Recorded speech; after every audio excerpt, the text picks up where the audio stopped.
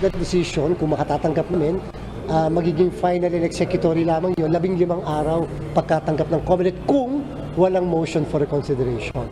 Hinihintay pa ng Commission on Elections o COMELEC ang kopya ng buong desisyon ng Korte Suprema sa disqualification case ni Cagayan Governor Manuel Mamba. Paliwanag ni COMELEC Chairman George Erwin Garcia, kailangan nilang malaman ang batayan ng naging desisyon ng hukuman. Kasunod nito ay mapag-aaralan ng komisyon kung maghahain ba sila ng motion for reconsideration.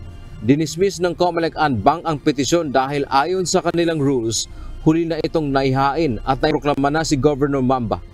Hindi pa natin officially nababasa at natatanggap yung kopya ng desisyon ng kagalang-galang na Korte Suprema. Subalit alam nyo, dinismiss kasi yun ng COMELEC Anbang, yung petition, sapagkat based on technicality. Pero sa pahayag ng Public Information Office ng Supreme Court, binaliktad ng Korte ang desisyon ng COMELEC Anbang na pag-dismiss sa kaso laban kay Mamba. Ibinalik ito sa COMELEC at ipinag-utos na dinggin at resolbahin ang kaso. Paliwanag ng Korte na ihain sa tamang oras o panahon ang disqualification case. Ang paniwala ng komisyon, inatasan sila ng Supreme Court na dapat resolbahin ang kaso ayon sa merito nito.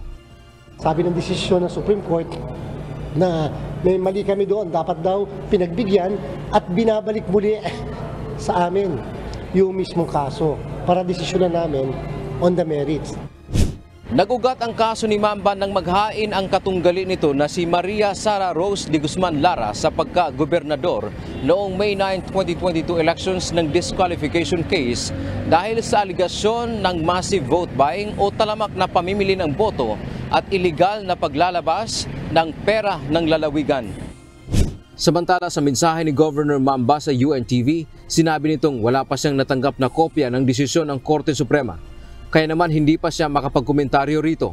Samantala dahil hindi pa pinal ang desisyon sa kaso ni Governor Mamba, mananatili siyang gobernador ng Cagayan. Dan Diamento, UNTV, News and Rescue. Diyos ang aming sandigan, serbisyo publiko ang aming pinahahalagahan.